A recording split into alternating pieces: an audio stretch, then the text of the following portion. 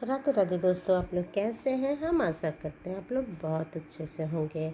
जैसे आप लोग को पता है, आज सोमवती अमावस्या भी है और बट सावित्री व्रत भी है। तो हम तो सोमवती अमावस्या का पूजा नहीं करते हैं, हम बट सावित्री व्रत करते हैं। तो उसी का हम सोचे आप लोग के साथ थोड़ा सा वीडियो शेयर करते हैं। यहाँ पे देखिए, हम घर में ही कर रहे हैं। बट गाछ हम एक गमला में लगाए हैं, उसी में पूजा कर रहे हैं। घर में ही पंडित जी आ रहे हैं।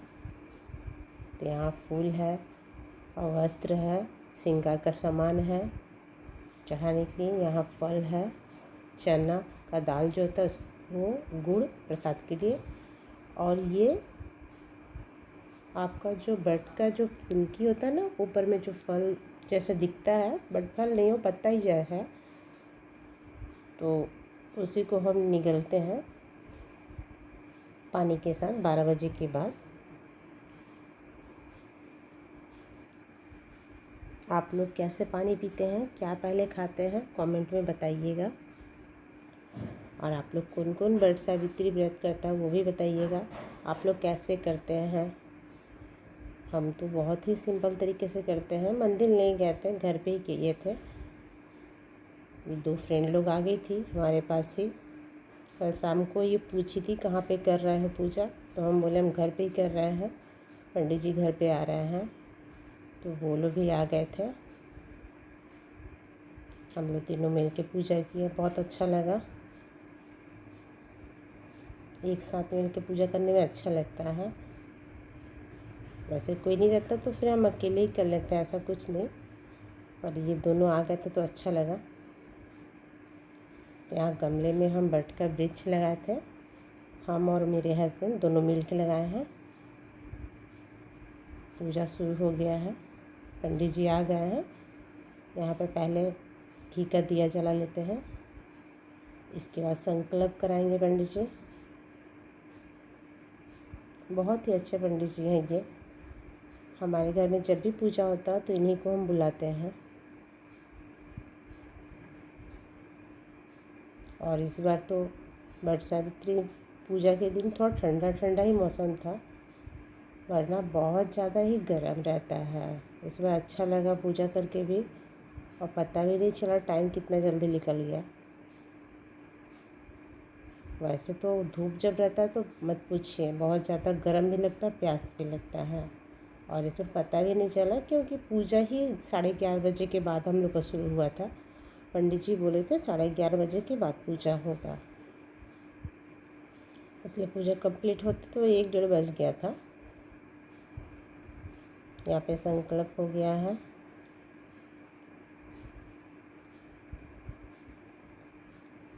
और इसके बाद थोड़ा सा गंगा जल चढ़ा दे रहे हैं।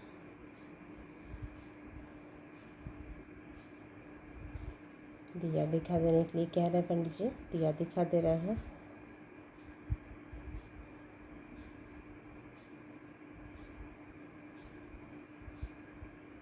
ये हो चुका दिया दिखाना।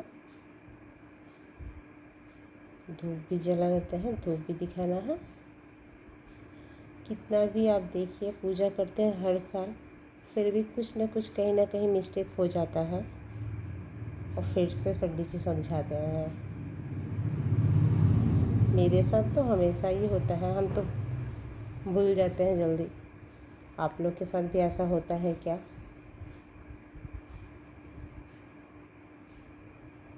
हमेशा ही कुछ ना कुछ भूल हो जाता है।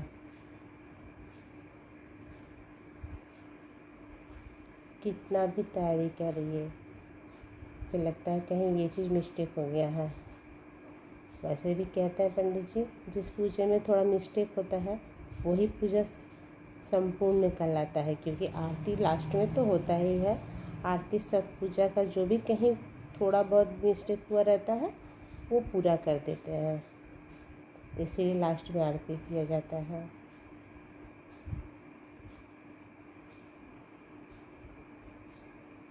अब जो भी चढ़ाना है ये सब चढ़ा के फिर पंडित जी कथा सुनाएंगे।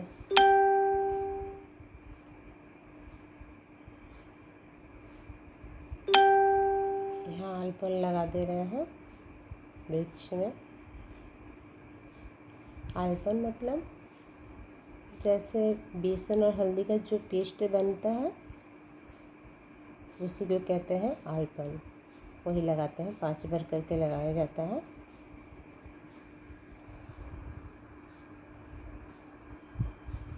उसके बाद सिंदूर, चंदन, ये सब भी लगाना है।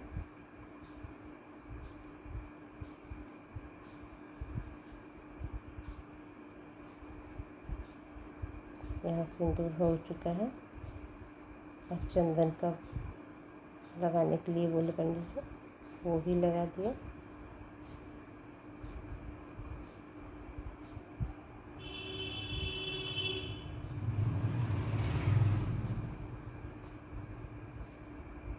ये इस तरीके से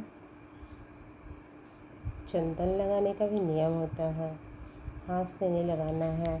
अनामिका उंगली जो होता है उससे छिड़काव करने के लिए कहते हैं। देखिए इस तरीके से समझा भी दे रहे हैं। ये चीज़ अच्छा लगता है कि अच्छे से समझा देते हैं, थोड़ा सा भी नाराज़ नहीं होते, क्योंकि हम लोग तो ज़्यादा बक करते हैं कैसे करना है क्या करना है, पर थोड़ा सा भी उनके में कोई भी गुस्सा टाइप का नहीं कि नहीं बार बार समझाना पड़ रहा है।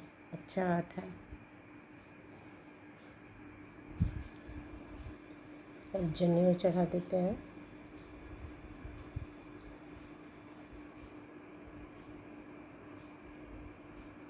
इतना सुंदर से समझा रहे हैं, देख रहे हैं आप लोग।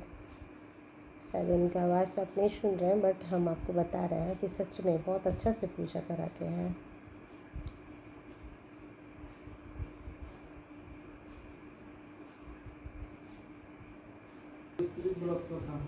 भद्र देश के एक राजा थे जिनका नाम अश्वपति था।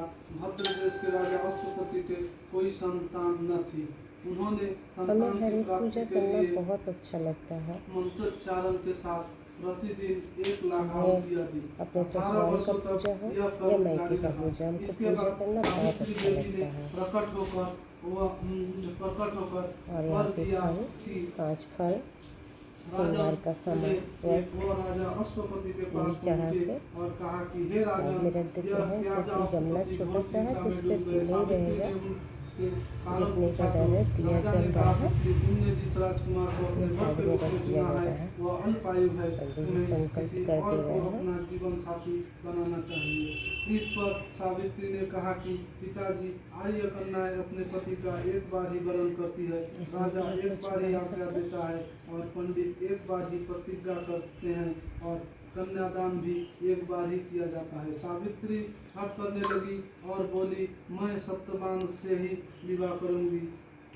राजा अश्वपति ने सावित्री का विवाह सत्यवान से कर दिया। सावित्री अपने ससुराल पहुंचते ही बारिश होने की वजह से गर्मी कम है, नारद मुनि ने इसलिए पूजा करने में भी कोई परेशानी नहीं हो रहा है, वरना गर्म बहुत ज़्यादा लगता है जब बाहर जाते हैं पूजा करने के लिए। होने लगी।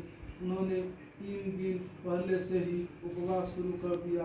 नारद मुनि द्वारा कथित निश्चित तिथि पर पितरों का पूजन किया। बगल में जो भाभी थी बैठी वो संकोच कर रही थी, क्योंकि काला कैरी में लेके आई थी तो पूछ रही थी काला कैरी है चढ़ाएंगे या न चढ़ाएं। तो पंडित जी बोले नहीं, कैरी से निकाल के ही चढ़ाएंगे, फिर कैरी में रख दीजिएगा।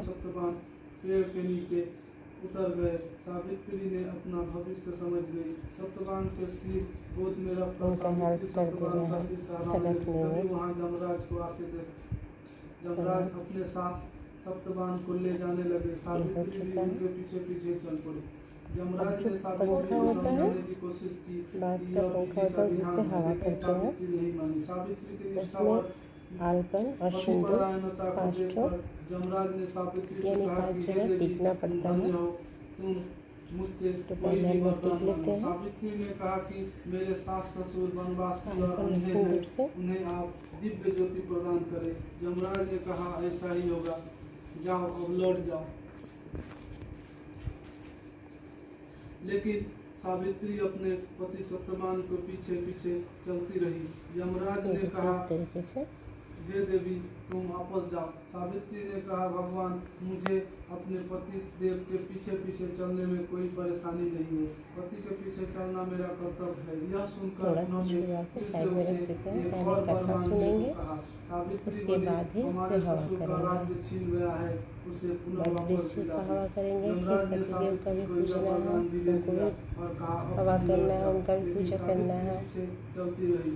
यमराज ने सावित्री को तीसरा वरदान मांगने को और कहा। ये जो बर्ड का इस बार पत्ता होता है सावित्री जिसमें ने भोग भी लगता है, 197 और जैसे सबको हेयर सौभाग्य में का लगाता है, क्लिप वरदान में, मांगा। हाथ में यमराज पहनते ने हैं, इसका वरदान भी तो सावित्री को दे इसमें भी दिया। आलपन लगा सावित्री देना ने चाहिए। यमराज से कहा कि पत्ते का भी पूजा होता है, फिर इसके बाद ही इसे गहना के रूप में पहना जाता है। आपने मुझे दोनों हाथ में, गला में, हेयर में, बाजू बंद, ये सब में भी आलपन लगा के साइड में रख देते हैं। फिर लास्ट में जब सब पूजा कंप्लीट होगा, इसके बाद सब पे पहनते हैं।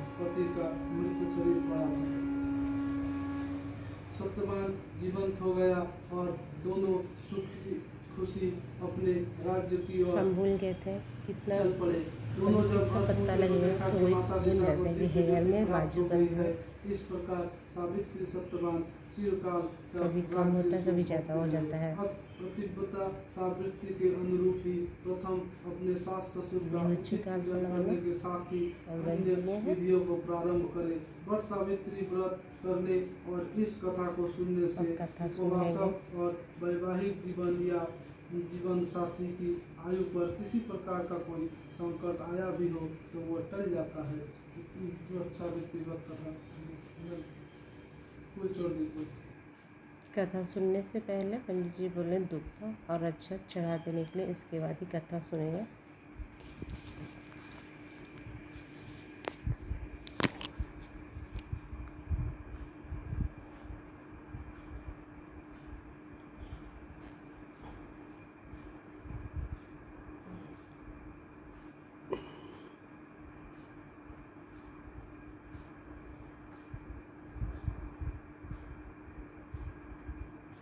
थोड़ा सा आरती दिखा देने के लिए बोले हैं।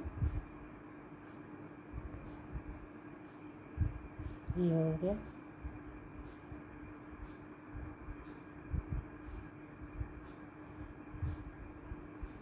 मेरी चुनरी बार बार गिर जा रही थी क्योंकि सर में क्लिप नहीं लगा था, भूल गए थे लगाने के लिए जल्दी में, तो बार बार सर से सरक जा रहा था। और ये दोनों देखिए कितना सुंदर सर, इन लोग के सर पे चुनरी है। मेरा तो बार बार सरक जा रहा था। फेरी लगाते समय भी ऐसे ही बार बार चुनरी सर से सरक जा रहा था। अब यहाँ कथा सुना रहे हैं तो हाथ में फूल अक्षत लेने के लिए बोले। कथा सुनते समय हाथ में फूल लेके ही सुनना चाहिए, खाली हाथ नहीं सुनना चाहिए।